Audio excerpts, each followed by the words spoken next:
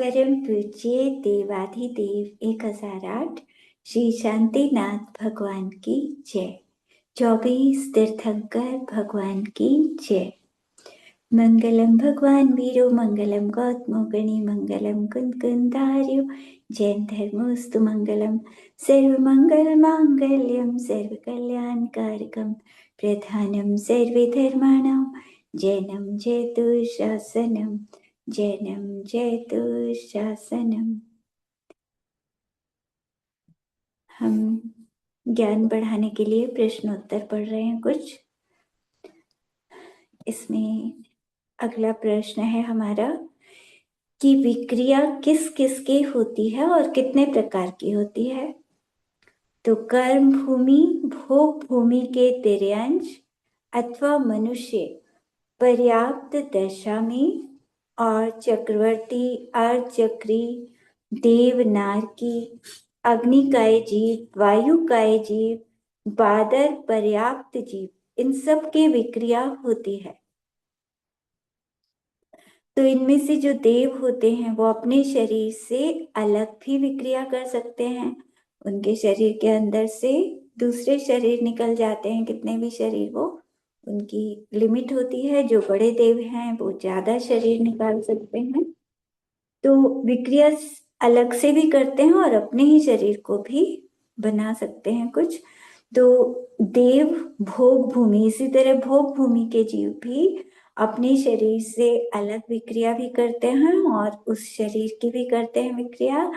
चक्री चक्रवर्ती राजा और अर्ध चक्रवर्ती ये भी विक्रिया कर सकते हैं। चक्रवर्ती राजा, उसकी 96,000 रानी होती हैं, तो वो अपने उतने ही शरीर बना सकता है। उसी के शरीर के अंदर से निकलकर इतने सारे शरीर बन जाते हैं कि एक एक शरीर सब रानी के पास, सब रानियों के पास पहुंच जाता है। और जो मूल शरीर होता है वो पटरानी के पास रहता है। इसी तरह अर्धचक्री भी विक्रिया करके अपने शरीर बना सकता है। तो पृथक और अपृथक दोनों तरह की विक्रिया इन सबके होती है। और जो नारकी होते हैं इनके अलग से विक्रिया नहीं होती, वो अपने उसी शरीर को कुछ भी बना सकते हैं। मतलब अपने हाथ को सोचा तलवार बन जाए तो वो तलवार बन गया, चाकू बन जाए तो चाकू बन गया। जो भी वो सोचते हैं कि मैं पक्षी बन जाऊं तो पक्षी बन जाते हैं, पेड़ बन जाए तो पेड़ बन के खड़े हो जाते हैं।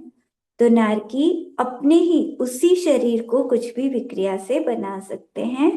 कर्म भूमि के मनुष्य और तिर्यंश ये भी अपने शरीर को ही कुछ भी बना सकते हैं। अग्नि और वायुकाय, अग्निकाय और वायुकाय, इन जीवों में भी विक्रिया होती है। केंद्रीय जीव हैं ये दोनों, इनकी भी अपृथक विक्रिया पाई जाती है। पृथक विक्रिया इनके नहीं होती। पृथक विक्रिया उसे कहते हैं जिसमें एक शरीर के अनेक शरीर बन जाए। और अपृथक विक्रिया उसे कहते हैं जिसमें उस एक ही शरीर को शेर बना सकते हैं, सर्प आदि किसी भी रूप में बना सकते हैं। जैसे वो था ना ब्रह्म गुलाल, ब्रह्म गुलाल की कहानी सुनी होगी सबने। तो वो भी अपने शरीर को कुछ भी बना लेता था, वो शेर भी बनकर आ गया था। तो इस तरह उसी शरीर को कुछ अन्य रूप बना लेना, ये होती है अपृथक विक्रिया। अगला प्रश्न है कि आयु बंध का नियम क्या है, अपकर्ष का क्या स्वरूप है। तो किसी कर्म भूमि के मनुष्य या तिर्यंश की भुज्यमान आयु, मतलब जो भोग रहा है वो आयु मान लो 81 वर्ष की है। वहां उस आयु के 2/3 भाग बीत गए तो कितने वर्ष रहे, 27, 54 वर्ष बीत गए, 27 वर्ष की आयु रही। तो प्रथम समय से लेकर अंतर मुहूर्त काल तक पहला अपकर्ष काल आया। मतलब अब मृत्यु के 27 वर्ष बचे हैं मृत्यु होने में, तो पहला समय आता है जब आयु बंध हो सकता है। अगले जन्म के लिए परभव की आयु का बंध होता है। यदि उस समय ना बंधे तो फिर दोबारा से जो 27 वर्ष बचे हैं उसके 2/3 भाग बीत जाने पर कितने वर्ष बचे?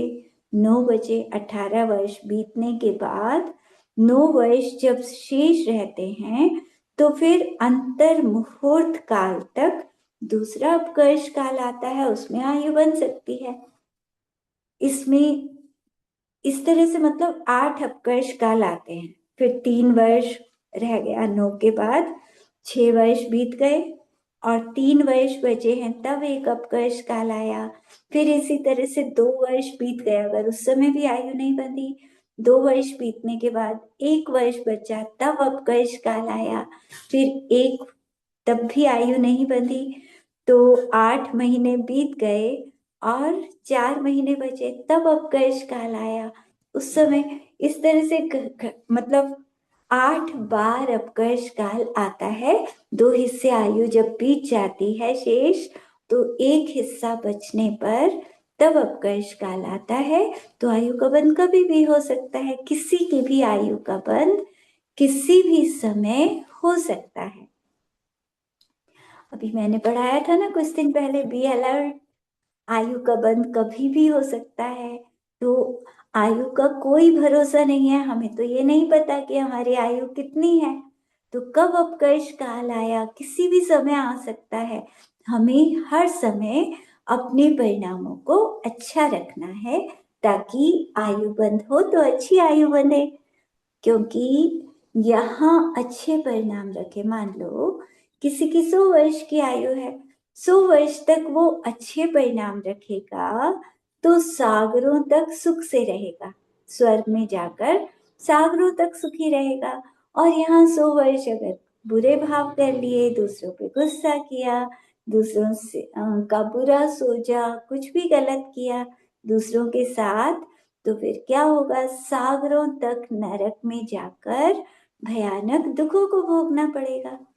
तो जो समझदार होगा वो ऐसा काम क्यों करेगा कि सागरों तक नरक में जाना पड़े?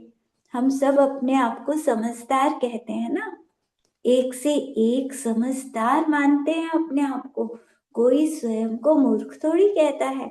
तो समझदारी इसी में है कि हम ऐसा कोई काम ना करें जिससे नरक आयु बंधे। हमें हर समय ध्यान रखना है अपने परिणामों का कि परिणाम हमेशा अच्छे हों, ताकि जब भी आयु बंधे तो स्वर्ग की आयु बंधे और आगे चलकर मोक्ष की भावना करनी है, नरकों में तो नहीं जाना। तो 8 अपकर्ष काल में आयु का बंध होता है। यदि 8 में ही ना बंधे तो 9वां तो अपकर्ष होता नहीं, तो फिर आयु का बंध कैसे होगा?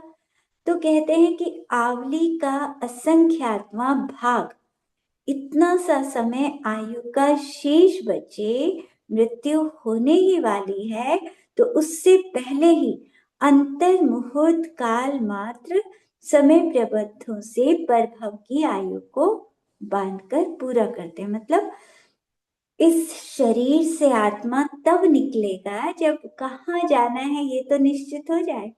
आयु बंध से ही तो निश्चित होता है कि अगला जन्म कहाँ पे होगा। अगर ऐसे ही मर गए और निश्चित ही नहीं, तो कर्म कहाँ लेकर जाएंगे?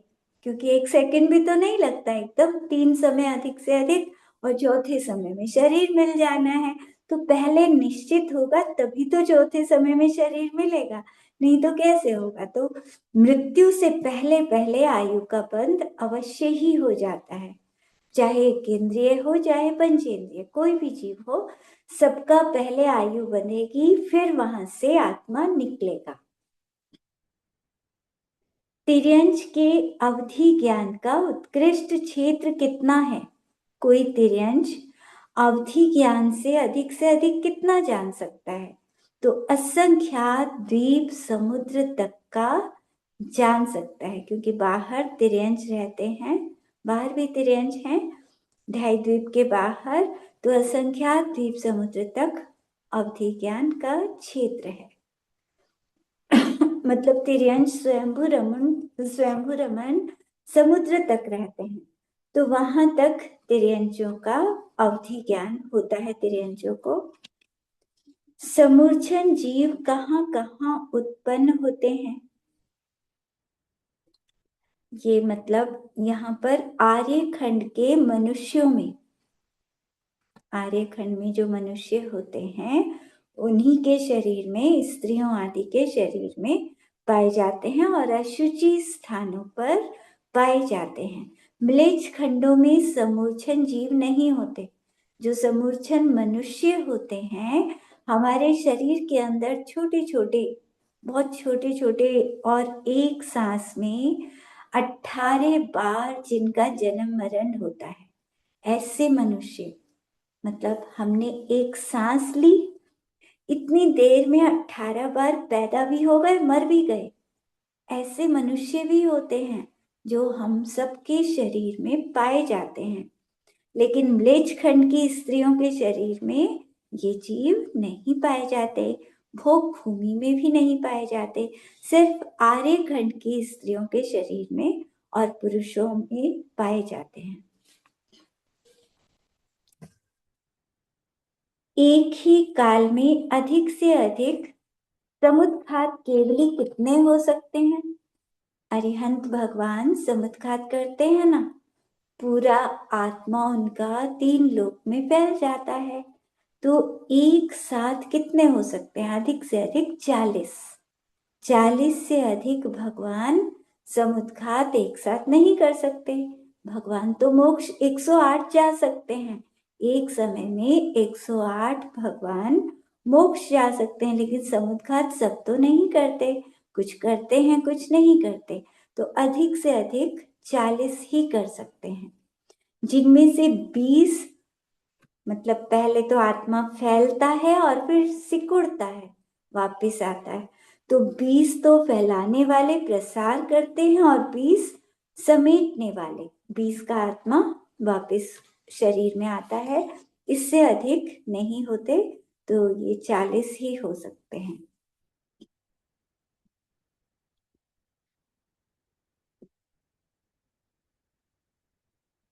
अब प्रश्न है कि देवायु का बंध तो छठे गुणस्थान में होता है, लेकिन कहीं कहीं 7वें गुणस्थान में भी लिखा है, वो कैसे? तो कहते हैं देवायु का बंध शुरू तो छठे में ही होता है, लेकिन उसकी पूर्णता 7वें गुणस्थान में होती है। तो इस अपेक्षा से 7वें गुणस्थान में भी देवायु का बंध कहा है। क्या एक जीव के एक ही समय में एक साथ मने परे ज्ञान, परिहार विशुद्धि संयम और आहारक द्विक, ये तीनों हो सकते हैं क्या एक साथ? तो नहीं हो सकते। एक समय में एक ही होगा, या तो मने परे ज्ञान होगा, वो मुनिराज दूसरे के मन की बात जान सकेंगे, या फिर परिहार विशुद्धि संयम, रोज 6 किलोमीटर विहार होता है जिसमें, और या फिर आहारक पुतला। तो तीनों एक साथ नहीं होते, एक काल में एक हो सकता है, एक साथ 2 भी नहीं हो सकते, 3 भी नहीं हो सकते। अब अगला प्रश्न है कि उपशम सम्यक दर्शन सबसे पहली बार जो होता है, तो उपशम सम्यक वाले को आहारक द्विग का उदय होता है या नहीं होता? नहीं होता। अभी अभी सम्यक दर्शन हुआ है, तो एकदम इतनी विशुद्धि नहीं हो सकती कि आहारक पुतला निकल जाए। तो क्षयोपशम सम्यक दृष्टि या छायिक सम्यक दृष्टि हो तब आहारक पुतला निकलता है। नपुंसक वेद और स्त्री वेद जिनका है उनके भी ये पुतला नहीं निकलता। ये नियम है कि पुरुष वेद वाले के ही निकलेगा। उपशम श्रेणी जो चढ़ते हैं मुनिराज, 11वें गुणस्थान तक जाते हैं और वापस आ जाते हैं, तो उसके बारे में कितनी बार वो चढ़ सकते हैं? तो कहते हैं अगर सारे जन्मों को मिलाएं तो एक जीव 4 बार उपशम श्रेणी चढ़ सकता है, 5वीं बार उपशम श्रेणी नहीं चढ़ सकता। 5वीं बार अगर वो चढ़ेगा तो छपक से नहीं चढ़ेगा, नियम से भगवान ही बनेगा फिर, ऐसा नियम है। और एक जन्म में 2 बार से ज्यादा उपशम श्रेणी कोई नहीं चढ़ सकता। अगर एक ही जन्म में पुरुषार्थ कर रहा है और 2 बार वो चढ़ चुका है, तीसरी बार पुरुषार्थ किया तो वो छपक श्रेणी ही चढ़ेगा। तो मतलब सब जन्मों का मिलाकर कोई जीव 4 बार उपशम श्रेणी चढ़ सकता है। एक जन्म का मिलाएं तो एक जन्म में 2 बार उपशम श्रेणी चढ़ सकता है, तीसरी बार छपक श्रेणी चढ़ेगा। नरक के जो नारकी होते हैं उनमें अधिक से अधिक कितने रोग हो सकते हैं, कितने होते हैं रोग? 5,68,90,584 रोग होते हैं। मतलब कोई परेशान ना भी करे तो नारकियों के शरीर में इतनी बीमारियां, इतना परेशान रहते हैं, एक सेकंड के लिए भी वहां सुख नहीं है। तरह तरह के खुजली आदि तरह, मतलब इतने करोड़, 5 करोड़ रोग, 5,68,90,584 रोग, इतने सारे रोगों में कोई सुखी कैसे रह सकता है? तो नरक के नारकियों को बहुत कष्ट होता है, इसीलिए हमें ऐसा कोई काम नहीं करना जिससे नरक में जाना पड़े। मनुष्य के शरीर में भी तो इतने रोग बताए हैं। एक उंगल, एक उंगली में 96 रोग बताए ना, एक उंगली में, मनुष्य के एक उंगली जितनी जगह में 96 रोग। तो मतलब पूरे शरीर में मनुष्यों के भी बहुत सारे होते हैं, लेकिन नारकियों के तो बहुत ही ज्यादा। छहों पर्याप्तियों के पूर्ण होने का काल क्या है? 6 पर्याप्ति कौन सी होती हैं, याद है दीपा? आहार, शरीर, इंद्रिय, श्वास, भाषा, मन, ये 6 पर्याप्ति होती हैं। तो सबसे पहली, मतलब शुरू तो सब एक साथ होती हैं लेकिन क्रम क्रम से पूरी होती हैं। तो पहली पर्याप्ति के काल से बाद वाली पर्याप्ति का काल संख्यात्मक भाग ज्यादा है। मतलब पहली पर्याप्ति जितने समय में हुई तो दूसरी पर्याप्ति उससे थोड़े ज्यादा समय में, तीसरी उससे थोड़े ज्यादा में। जैसे आहार पर्याप्ति का काल अंतर मुहूर्त है, उससे संख्यात्मक भाग अधिक। शरीर पर्याप्ति का काल, फिर संख्यात्मक भाग अधिक इंद्रिय पर्याप्ति का काल, इंद्रियां निश्चित हो जाती हैं शरीर में, उससे संख्यात्मक भाग अधिक। श्वासोच्छ्वास पर्याप्ति का काल, उससे भी संख्यात्मक भाग अधिक। मनेह पर्याप्ति का काल और छहों पर्याप्ति के काल को इकट्ठा करें तो भी अंतर मुहूर्त ही है। 6 की 6 पर्याप्ति अंतर मुहूर्त में, मतलब एक सेकंड भी नहीं लगता होगा, बहुत जल्दी ये पर्याप्तियां पूरी हो जाती हैं और एकदम मन सहित पंचेंद्रिय जीव बन जाता है। जैसे ही एक शरीर से निकलकर आत्मा दूसरे शरीर में आया और दूसरे शरीर में आते ही, वहां आते ही क्या होता है, ये पर्याप्ति जल्दी जल्दी पूरी होती हैं। एक सेकंड में ही वो मन सहित पर्याप्त जीव बन जाता है और मन से सोच सकता है। और इसी तरह देवों का होता है, देवनारकी, ये भी लघु अंतर मुहूर्त, मतलब आवली से एक समय ज्यादा, लघु अंतर मुहूर्त में ही इनकी पर्याप्तियां पूरी हो जाती हैं और पर्याप्त हो जाते हैं ये फटाफट।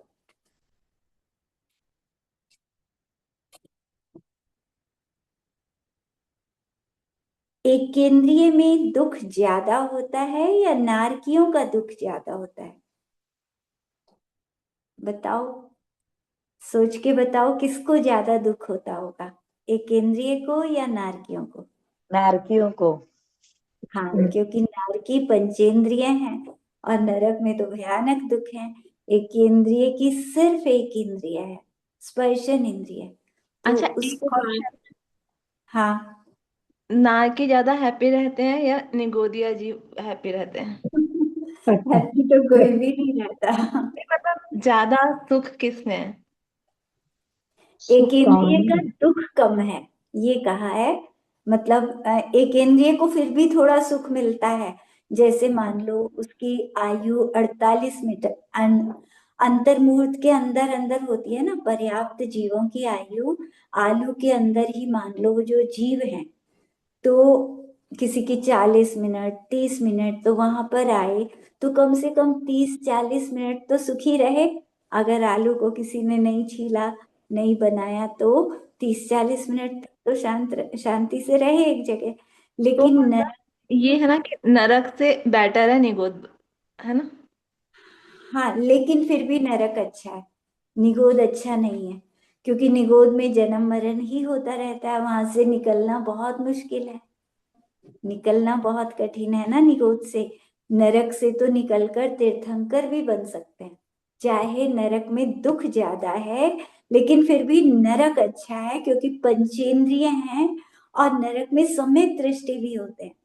नरक में असंख्यात असंख्यात असंख्यात नारकी सम्यक दृष्टि होते हैं। लेकिन निगोद में तो सम्यक दर्शन हो ही नहीं सकता, वहां से तो भगवान बन ही नहीं पाते। फिर निकलना, वहां से निकलना ही बहुत मुश्किल है, और भगवान बनना तो बहुत ही मुश्किल है। तो नारकी बनना ज्यादा अच्छा है, निगोद में जाना अच्छा नहीं है। नारकी तो अगले ही भाव में तीर्थंकर भी बन जाते हैं, तीसरे नरक तक के जीव तीर्थंकर बन जाते हैं। तो नरक फिर भी ठीक है, दुख चाहे ज्यादा है, दुख होंगे, और दुखों में भी नारकी मतलब सम्यक दृष्टि बन के रहते हैं, अपने को आत्मा मानते हैं। तो एक इंद्रिय बनना अच्छा है कि नहीं? निगोद तो मना कर दिया। एक इंद्रिय। एक इंद्रिय बनना अच्छा नहीं है ना। छह ढाला में आया है ना कि जो देव होते हैं मिथ्या दृष्टि, वो वो एक क्या इंद्रिय सोचते बनता हैं? हाँ, जब उनका मृत्यु का समय आता है, गले की है। माला मुरझाती है, तो वो सोचते हैं हम एक इंद्रिय बन जाए। समझे। मतलब घर हम्म। में जाएंगे, घर में जाएंगे तो बहुत कष्ट होगा, 9 महीने हम्म। घर का कष्ट सहना पड़ेगा। तो उनको ये नहीं हम्म। पता होता है कि एक बार कष्ट सह लेंगे, लेकिन भगवान तो बन सकते हैं ना, फिर सारे दुखों हम्म। से छूट सकते हैं। एक इंद्रिय बन गए तो एक इंद्रिय से दो इंद्रिय तीन इंद्रिय में आना ही बहुत मुश्किल होता है। तो एक इंद्रिय का तो कभी हमें सोचना ही नहीं चाहिए कि हम एक इंद्रिय बन जाएं। पंचेंद्रिय तो बहुत मुश्किल से बनते हैं। असंख्यात मतलब अनंत जीव ऐसे होते हैं, निगोद से निकलकर पृथ्वी जल अग्नि वायु वनस्पति इनमें पैदा होते हैं, और फिर वापस निगोद में पहुंच जाते हैं। दो इंद्रिय बनते ही नहीं वो। तो पंचेंद्रिय बनना तो बहुत कठिन है। इसीलिए कभी भी हमें ये नहीं सोचना चाहिए कि एक इंद्रिय में दुख कम है तो हम एक इंद्रिय बन जाएं, ऐसा नहीं सोचना कभी भी। क्योंकि एक इंद्रिय के भी बहुत सारे दुख होते हैं। कौन से दुख होते हैं केंद्रीय के? जैसे क्या होता है, 66,336 बार लगातार जन्म मरण होता है। तो उसमें केंद्रीय की पर्याय में 66,000 कुछ संख्या है, 212 या कुछ। तो मतलब एक केंद्रीय में लगातार लगातार एक एक सेकंड में, सेकंड भी नहीं होता, भाग रहे हैं। मतलब आत्मा इधर जन्म हुआ, एकदम मर गए, फिर दूसरी जगह भागे, वहां जन्म हुआ, फिर मर गए, फिर भागे। तो 66,000 बार, और बार बार बार बार जन्म मरण, तो इतना संक्लेशित हो जाते हैं वो बेचारे, कुछ सोच नहीं पाते, कुछ कर नहीं पाते, बस दुखी होते रहते हैं, फल को भोगते रहते हैं। एक इंद्रिय कुछ भी नहीं कर पाते। जैसे पेड़ पौधे हैं, कितनी ठंड पड़ रही है, बर्फ गिर रही है, और वो बेचारे ना तो वो सिकुड़ सकते। पंचेंद्रिय जानवर होगा तो वो सिकुड़ के बैठ जाएगा ठंड में, अपनी कहीं जगह देख लेगा कि जहां रह सके। लेकिन पेड़ है बेचारा, ऐसे ही करके खड़ा रहेगा, उसी तरह सारा कष्ट सहना है, बोल नहीं सकता, कुछ नहीं कर सकता। दुख तो उसको पूरा हो रहा है ना, स्पर्शन इंद्रिय का तो सबसे ज्यादा कष्ट होता ही है ना। तो इसीलिए एक इंद्रिय अच्छा नहीं। नारकी फिर भी अच्छा है, चाहे दुख ज्यादा है, लेकिन पंचेंद्रिय बनना अच्छा है, एक इंद्रिय बनना अच्छा नहीं। ये 66,000 संख्या कितनी टाइम के लिए बताइए? कितने समय में छियासठ होता है? हजार तीन सौ छत्तीस कितने समय में?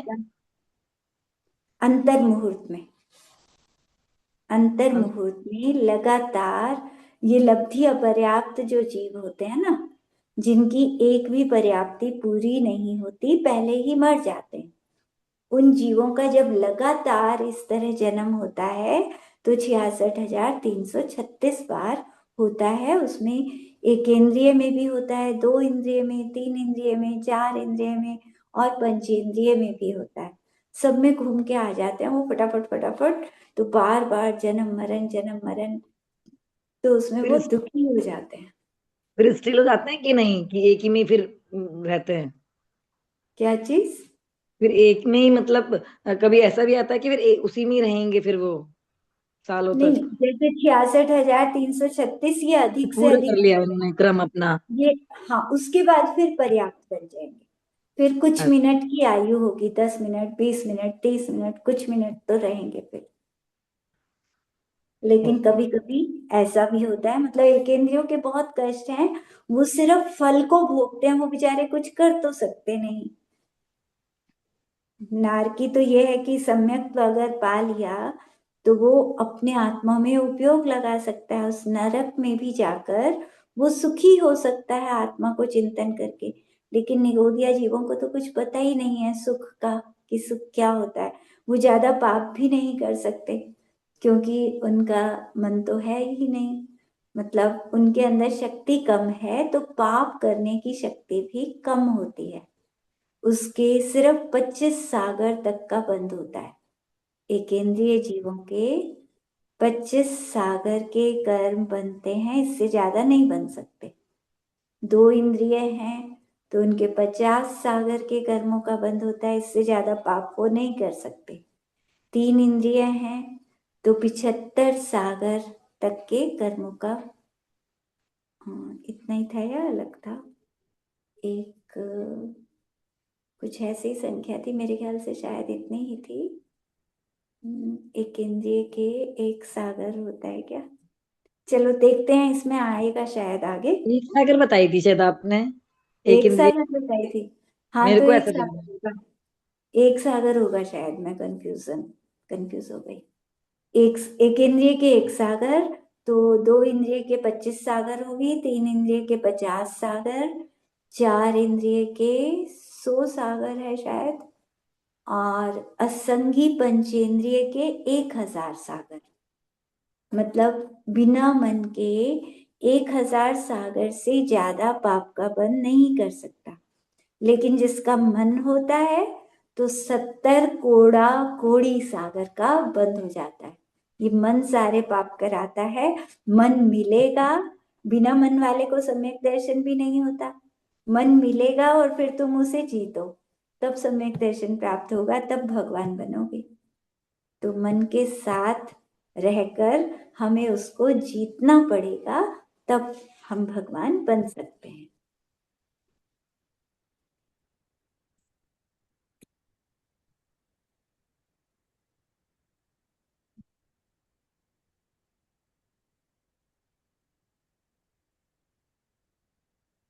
अगला प्रश्न है कि स्वर्गों में समव शरण में, नरकों में विकल त्रय जीव तो होते नहीं। विकल त्रय तो यहीं पर होते हैं ना, कर्म भूमि में।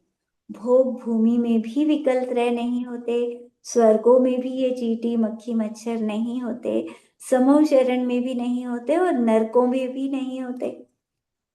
और स्वर्गों को वापिका कुंड वापिका आदि में ऐसा वर्णन आया है कि स्वर्गों में दरिया सरोवर और वन आदि में पक्षी, ऐसे ही समव शरण में जलचर जीव और नरक में वैतरणी नदी में लट आदि जीव होते हैं, ऐसा लिखा है शास्त्रों में। तो विकल्प रह तो होते नहीं, तो फिर वो कौन होते हैं? तो कहते हैं वहां अचेतन त्रस जीवों के आकार पुद्गल परिणमा है, जैसे पुरुषाकार अकृत्रिम जिन बिंब। जो मंदिर होते हैं तो भगवान होते हैं पुरुषाकार में, ऐसे ही वहां भी बने हुए हैं, मतलब समव शरण वगैरह में उस तरह से उनके आकार बने हुए हैं। विकल त्रय जीव इन जगह पर नहीं होते। ये जो जगह है ना तो स्वर्गों में होते, ना समव शरण में, ना ही नरकों में होते। विकल त्रय जीव सिर्फ मध्य लोक में कर्म भूमि में पाए जाते हैं।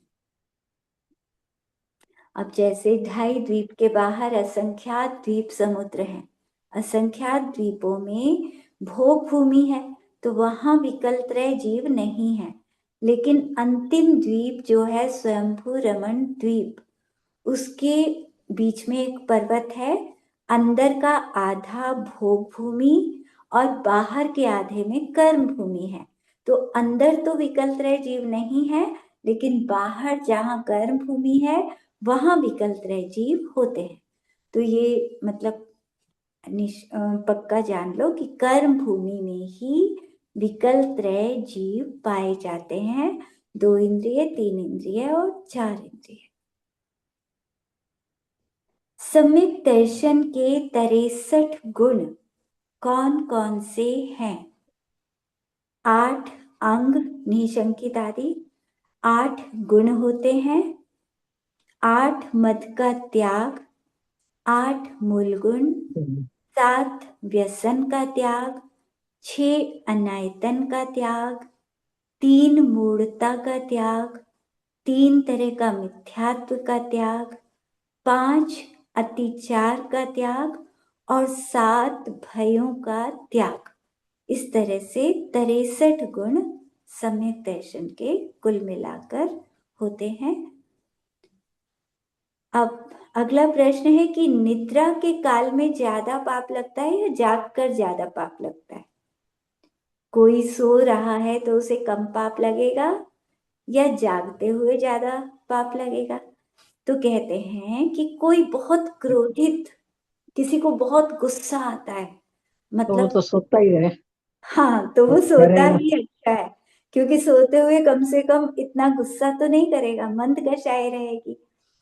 और लेकिन कोई धर्मात्मा है, वो अगर जागेगा तो वो पूजा करेगा, शास्त्र पढ़ेगा, ध्यान करेगा, मंद कषाय रखता है वो पूरा दिन, तो उससे ज्यादा सोना ठीक नहीं, क्योंकि नींद में हो सकता है वो कुछ पाप कर ले, निद्रा में पता ही ना लगे।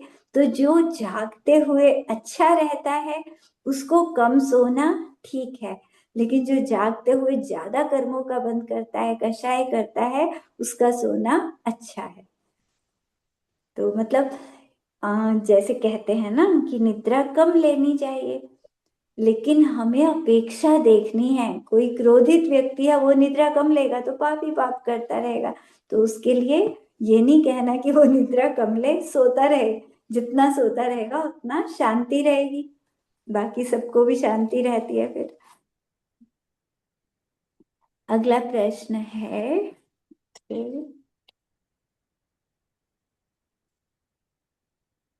सर्प, श्वान, चंडाल आदि अनेक अज्ञानी जीव जिनवाणी या नमोकार मंत्र सुनकर स्वर्ग आदि को प्राप्त हुए। उन्हें ऐसा कोई ज्ञान तो था नहीं जिससे नमोकार मंत्र आदि का अवबोध हो सके, मतलब जानते तो थे नहीं वो, फिर बिना जाने स्वर्ग आदि में कैसे चले गए? उन्हें तो पता भी नहीं था कि ये कोई मंत्र है। तो कहते हैं जानने से तो उच्च गति नहीं होती, उच्च गति तो मंद कषाय से होती है। तो जिनवाणी का अतिशय ऐसा ही है कि जो जीव जिन वचनों को सुनेगा तो उसके परिणाम तो शांत हो ही जाते हैं। कोई नमोकार मंत्र सुनाए तो उसके परिणाम अच्छे हो जाते हैं, तो मंद कषाय होने से वो स्वर्ग में चले जाते हैं। जैसा निमित्त मिले वैसा कार्य होता है। बालक या तिर्यंच को कषाई पुरुष का निमित्त मिल जाए तो वो भी कषाय करने लग जाते हैं, और निष्कषाय का मिले तो वो भी उसी तरह से परिणमन कर जाते हैं। मतलब ऐसा प्रभाव पड़ता है ना कि दूसरे को देखकर क्रोध के भाव हो गए, दूसरा मुस्कुरा रहा है तो मुस्कुराने के भाव हो गए, तो दूसरे के निमित्त से हो जाते हैं। तो बड़े जीवों के भी ऐसे ही भाव होते हैं। यदि कोई पुरुष निष्कषाय भाव से उसको बुरा भी कहे तो हंसने लग जाता है, और कषाय से मीठा भी बोले तो रोने लग जाए। एक वर्ष मतलब यहाँ पर क्या कहा है कि एक वर्ष का बच्चा या तिर्यंज, उसको भी अगर कोई कषाय करे तो उसके अंदर भी कषाय हो जाती है। मतलब कोई डांटे तो उसे बुरा लग जाता है, 1 साल का बच्चा सब समझता है, डांटेंगे तो वो रोने लग जाएगा। तो वन आदि में मुनिराज रहते हैं। उनकी शांत मुद्रा को देखकर जो क्रूर प्राणी होते हैं, शेर आदि, उनके परिणाम भी शांत हो जाते हैं और वो मुनिराज के निकट जाकर नम्रीभूत होते हैं। मुनिराज की शांत मुद्रा उन्हें बहुत प्रिय लगती है। इसीलिए कोई द्रव्य क्षेत्र काल भाव तो निष्कर्षाय का कारण है और कोई कषाय का कारण है। तो ये निमित्त नैमित्तिक स्वभाव होता है। प्रतिमा जी, तीर्थंकर, केवली, मुनिराज, श्रावक, धर्मात्मा, अविरत सम्यक दृष्टि आदि निष्कर्षाय भाव का कारण है। मतलब भगवान के पास हम जाते हैं, जैसे ही मंदिर में जाएंगे तो कोई किसी को गुस्सा आ भी रहा हो तो भगवान के पास जाके वो मंद होता चला जाएगा, तो निष्कर्षाय भाव का कारण है। मुनिराज, धर्मात्मा, तो उनके पास आकर परिणाम ठीक हो जाते हैं। ऐसे ही पंचकल्याणक कहीं हो रहा है, जिन मंदिर का क्षेत्र हो, अष्टमी, चतुर्दशी, जो 10 लक्षण पर्व, अष्टानिका पर्व, जो धर्म के पर्व हैं, तो उस समय मतलब उन पर्वों को देखकर मान लो वहां पूजा पाठ चल रहा है तो अपने आप कषाय मंद हो जाती है।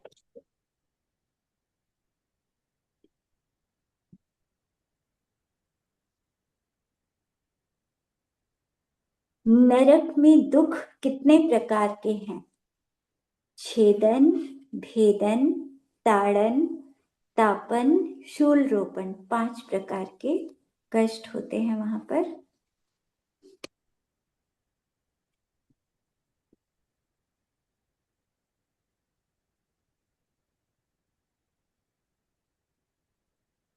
क्या पंचम काल में जिसका जन्म हुआ है, तो ऐसा कोई जीव, मतलब अभी हमारा पंचम काल चल रहा है, तो इसमें जन्मा हुआ कोई जीव ऐसा है क्या जो भविष्य की 24वीं में तीर्थंकर बनेगा? जानते हो किसी को कि कोई पंचम काल में जिनका जन्म हुआ और अगले जो 24 तीर्थंकर बनेंगे वो उसमें तीर्थंकर बनेगा? आचार्य समंत कौन भद्र, कौन? अच्छा। समंत भद्र आचार्य, वो बनेंगे तीर्थंकर, जिन्होंने रत्नकरण शावकाचार लिखा है। तो वो स्वर्ग में है इस समय, स्वर्ग से आकर 23वें तीर्थंकर बनेंगे। वो दिव्यवाद जी नाम होगा उनका। 23वें तीर्थंकर समंत भद्र जी बनेंगे। उनकी आयु होगी 72 लाख पूर्व वर्ष की। तो आचार्य समंत भद्र जी का जन्म पंचम काल में हुआ था और वो अगले भाव में तीर्थंकर बनने वाले हैं स्वर्ग से आकर।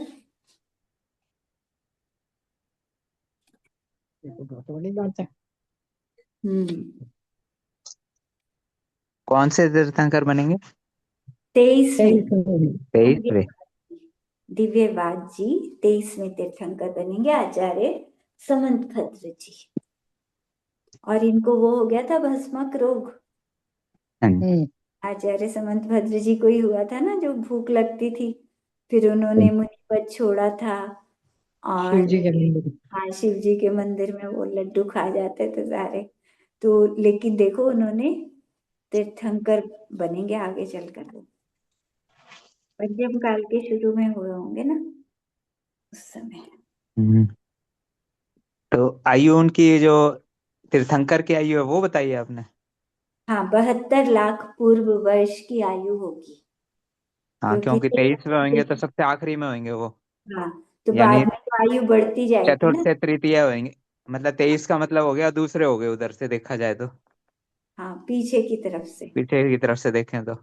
हाँ, जैसे पार्श्वनाथ भगवान हाँ। है हमारे, नहीं, या पार्श्वनाथ। अजितनाथ भगवान जितनी आयु। हाँ, अजितनाथ भगवान। हाँ, ऋषभनाथ बढ़ती भगवान के बाद जो हुए। बढ़ती हुई होगी ना, अगले 24 में हाँ, तो बढ़ती हुई आयु वो होगी। बढ़ती जाएगी तो आखिरी की हम्म। तो सबसे ज्यादा होगी। हम्म। ये आचार्य कौन कौन जी भी तो हो मतलब नहीं नहीं, बनेंगे। वो तीर्थंकर नहीं बनेंगे। ये अच्छा। पूछा है कि अगली 24 में जो तीर्थंकर बनेंगे वो आचार्य समंतभद्र जी हैं। हाँ मतलब वैसे उनको भी इतना देखो, पूछते हैं तीर्थंकर तो कृष्ण भी बनेंगे, रावण हम्म। भी बनेगा तीर्थंकर, लक्ष्मण भी बनेगा तीर्थंकर, लेकिन हाँ कोई जी। धातृ खंड में बनेगा, कोई कहीं और बनेगा।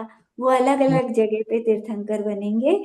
यहाँ का पूछा है इसी भरत क्षेत्र में, या आचार्य समंत हम्म। भट्ट जी हमारे इसी भरत क्षेत्र में 23वें तीर्थंकर बनेंगे। ठीक है, ये एक ही हैं जो इसमें बनेंगे। बाकी और जगह चले जाएंगे, बहुत जगह है ना, विदेह क्षेत्र है, विजयार्थ पर्वत है, कहीं भी जन्म हो गया वहां से मोक्ष चले गए। देवों में संयम नहीं पलता, इसका कारण क्या है? लोकांतिक तो ब्रह्मचारी है ही, और आदिनाथ के भवांतर में हंस राजा का जीव ललितांग देव बना। उसके स्वयं प्रभा देवी थी, उसने आयु पर्यंत शील पालन किया। उसके ब्रह्मचर्य का पालन हुआ तो उसको व्रती क्यों ना कहे? देवों को भी, देव भी तो व्रत ले सकते होंगे। तो कहते हैं जिनेन्द्र भगवान के मत में इच्छा निरोध को तप कहा है, अथवा निशल्यो व्रति ऐसा कहा है। तब संयम में इच्छा का निरोध करना आवश्यक है, लेकिन देव अपनी इच्छा को रोक ही नहीं सकते। मतलब वो अपनी इच्छा पर कंट्रोल नहीं कर सकते। उदाहरण के लिए, देवों के जितने सागर की आयु होती है उतने 1000 वर्ष के बाद उनको भोजन की इच्छा होती है। मान लो 2 सागर की आयु है, तो 2000 वर्ष के बाद उनको भूख लगी, और जैसी भूख लगी गले में अमृत आ गया। वो कंट्रोल तो कर ही नहीं सकते। मतलब हम तो त्याग कर लेते हैं कि चलो आज उपवास है, एक दिन हम कुछ भी हम्म। नहीं लेंगे, जल भी नहीं लेंगे। लेकिन देव, पहले तो उन्हें भूख लगेगी नहीं, और जैसे ही भूख लगी तो 1 सेकंड भी वो रुक नहीं सकते कि चलो अभी अभी हम कुछ नहीं लेंगे। ऐसा नहीं कर सकते उनके बिना इच्छा के। मतलब वो चाहकर भी उसको रोक नहीं सकते, वो अमृत आएगा ही भूख लगते ही एकदम से। तो देवों के रोकने से वहां रुकता नहीं। इसी तरह सांस की भी मर्यादा होती है कि कौन सा देव कितने समय के बाद सांस लेगा। वो अपनी सांस भी नहीं रोक सकते, उतने समय में सांस आएगी ही आएगी। तो मतलब वो अपनी इच्छाओं को रोक नहीं सकते, इसीलिए उनको व्रत नहीं कहे कि देव व्रत नहीं ले सकते, क्योंकि व्रत ले लेते तो देवों का भी पंचम गुण स्थान हो जाता, लेकिन वो व्रतों को धारण नहीं कर सकते। अष्टानिका के व्रत का एक एक दिन का फल लाखों उपवास कहा है। अष्टानिका पर्व आता है ना, सिद्ध चक्र विधान करते हैं हम लोग, तो एक एक दिन का फल, या नंदीश्वर विधान भी करते हैं उस समय, तो एक दिन का फल लाखों उपवास जितना कहा है कि उसका व्रत करें, अष्टानिका का व्रत। तो एक दिन व्रत किया तो लाखों उपवास का फल मिलेगा। ऐसा कहते हैं ना कि 10 लक्षण पर्व जब भी आता है, अब भी चल रहा है, 10 लक्षण पर्व साल में 3 बार आता है। तो अभी भी चल रहे हैं 10 लक्षण पर्व इस समय। तो इन 10 दिनों में अगर हम धर्म करते हैं तो हमें कई गुना ज्यादा फल मिलता है। मतलब सामान्य दिनों में करते हैं, पुण्य तो उसमें भी मिलेगा, लेकिन इस समय का कुछ विशेष ही फल होता है 10 लक्षण पर्व में, और अष्टानिका पर्व में इन दिनों में कई गुना फल मिलता है। जैसे हम फसल बोते हैं, अगर बिना समय के फसल बोएंगे तो उसमें फसल ज्यादा अच्छी नहीं आती। लेकिन जो उसका समय होता है उस समय पर बोई जाए तो फसल बहुत अच्छी होती है। उसी तरह से यहाँ पर ये पर्व के दिन जो होते हैं, इन दिनों में हमें बिल्कुल भी पाप नहीं करना चाहिए। अगर पाप करेंगे तो उसका फल भी बहुत ज्यादा मिलेगा। पर्व के दिनों में ध्यान रखना चाहिए कब 10 लक्षण आ रहे हैं, कब अष्टमी का पर्व है, अष्टमी, चतुर्दशी। तो इन पर्व के दिनों में हमें पापों को नहीं करना चाहिए, धर्म ज्यादा से ज्यादा करना चाहिए, क्योंकि उसका फल कई गुना बढ़कर मिलता है। कुछ पूछना है इस बारे में किसी को? कहीं गुना ही पापों का हो गया फल मिलेगा। हाँ, पाप का भी कई गुना मिलेगा। तो इसीलिए कहते हैं ना, कम से कम 10 दिन तो पाप मत करो, पूरा दिन धर्म में लगो। 10 लक्षण में कराते हैं ना धर्म, तो ऐसे ही अष्टानिका में भी करना चाहिए। और 3 बार आते हैं 10 लक्षण पर, तो तीनों बार ही ध्यान रखना चाहिए। मनाते सब लोग एक हैं, लेकिन तीनों में हमें ध्यान रखना चाहिए कि कम से कम पाप ना करें, और उस समय पुण्य तो मिलेगा ही ज्यादा अगर हम धर्म करते हैं तो। अभी कौन सा दिन है 10 लक्षण का? कब से शुरू हुआ था दीपा, बताइए। चतुर्थी से शुरू हुआ है इस बार ना, तीसरा दिन है आज। हाँ, मेरे पास इस तीसरा बार ही होगा। एक पहले से शुरू हो गया, पंचमी से शुरू ना हो। नहीं तो देख के बता देना कल। 22 चलो से शुरू हुआ है दीदी, 22, 23, 24 है ना, आज तीसरा दिन अभी है। शुरू हुआ है, 2-3 दिन ही हुए हैं, अच्छा, हाँ, तीसरा 22 दिन। से शुरू। तो तीसरा दो ही दिन। 7 दिन और बाकी हैं अभी। हम्म। हाँ, तो 7 दिन अपना जितना हो सके पापों से बचो। गुस्सा ठीक। वगैरह बिल्कुल नहीं करना, अपने प्रेम से बोलना सबसे, अच्छे और अच्छे काम करने, और धर्म ज्यादा से ज्यादा करना। 16 का रन भी चल रहे हैं। हाँ, 16 कारण भी चल रहे हैं। 16 कारण मतलब उसका चलना क्या होता है? 16 भावना, 16 कारण भावना होती है ना, वो जो हाँ। होती ही है 10 लक्षण पर्व में, वो भी होती है 32 16 कारण। दिन चलती है ना ये। हम्म। तो मतलब पर्व के दिनों में जितना हो सके हमें पापों से बचना चाहिए। तो इसका उत्तर कहते हैं कि ये धर्म के पर्व हैं। इन दिनों में धर्म साधन करने से बहुत विशेष फल मिलता है। पाप करेंगे तो बहुत ज्यादा पाप मिलेगा, पाप का फल मिलेगा। तो ऐसा ही कोई काल का कारण अनादि का है, किसी का किया हुआ नहीं है, ये अपने आप से है। जैसे वर्षा ऋतु में बोया हुआ अनाज, ज्वार, बाजरा आदि यदि गर्मी में बो दें तो वो बहुत कम फल देते हैं, और आषाढ़ के महीने में बोते हैं तो बहुत ज्यादा फल मिलता है। और शीतकाल का अनाज शीत में बोएंगे तभी वो विशेष फल देता है। प्रतिकूल मौसम में बोते हैं तो बहुत कम फल मिल पाता है। ऐसे ही चौथे काल में धर्म की साधना करते हैं तो केवल ज्ञान रूपी फल मिल जाता है। पंचम काल या अन्य कालों में धर्म करते हैं तो धर्म का फल भी थोड़ा मिलता है। अभी पंचम काल में हम कितना ही धर्म कर लें, केवल ज्ञान थोड़ी मिलेगा। चौथे काल में अगर कोई करे तब तो केवल ज्ञान भी मिल जाता है। तो ये मतलब अपने आप नेचुरल है कि हमें पर्वों के दिनों में विशेष पुण्य की प्राप्ति होती है, तो उन दिनों में हमें ज्यादा धर्म करना ही चाहिए। इसी तरह अष्टानिका आदि पर्वों में धर्म साधन का फल विशेष मिलता है, और पाप करेंगे तो उसका फल भी ज्यादा मिलेगा। इसीलिए धर्म पर्व में अवश्य ही धर्म करना चाहिए, और सावध्य योग का त्याग भी अवश्य करना चाहिए। मतलब हिंसा वगैरह ऐसे काम ना करें जिनसे हिंसा हो। और ब्रह्मचर्य से रहें, हाँ, ब्रह्मचर्य का पालन करना चाहिए। मेन तो।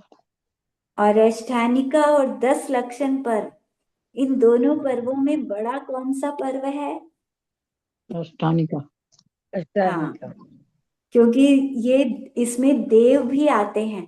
10 लक्षण में देव नहीं आते, लेकिन अष्टानिका पर्व आते ही स्वर्गों से देव उतर कर आते हैं और नंदीश्वर द्वीप में जाकर पूजा करते हैं लगातार 8 दिन तक।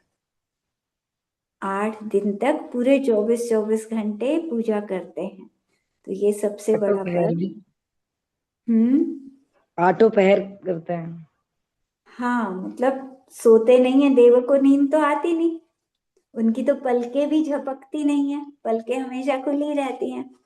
तो देवों के सोने का तो कोई काम है नहीं। और नंदीश्वर द्वीप में रात होती ही नहीं, क्योंकि 2.5 द्वीप के बाहर सूरज चांद जो जहां है वो वहीं रहते हैं, चलते तो है नहीं। जहां दिन है वहां हमेशा दिन रहता है, जहां रात है वहां हमेशा रात रहती है। तो नंदीश्वर द्वीप में हमेशा दिन रहता है, वहां पर सूरज हमेशा रहते हैं। तो पूरा दिन, मतलब पूरे 24 घंटे 8 दिन तक देव पूजा ही करते रहते हैं। तो सबसे बड़ा अष्टानी का पर्व कहा गया। जावानी के ज्ञान दे सूझे लोकालोक, सो वाणी मस्तक चढ़ो सदा दे धूं धूक। ही जिनवाणी भारती तो ही जपू दिन रैन, जो तेरी शरण रहे सो पावे सुख चैन।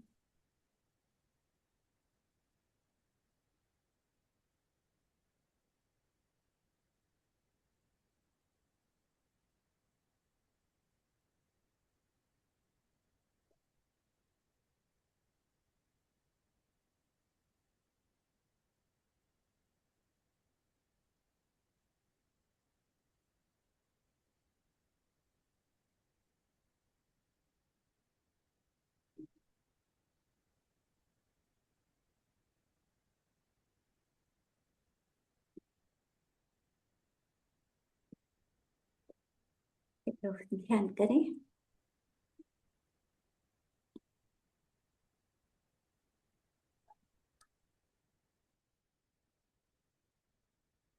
शांत स्वरूपी मेरा आत्मा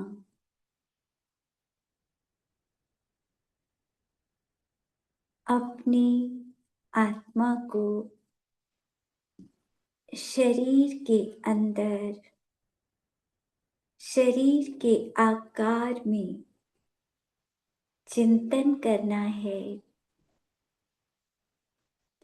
मैं आत्मा पूरा का पूरा शरीर के आकार जितना बैठा हुआ हूं, जो अपने शरीर का आकार वही मेरे आत्मा का आकार, मेरा भविष्य का भगवान इसी आकार में बैठा हुआ,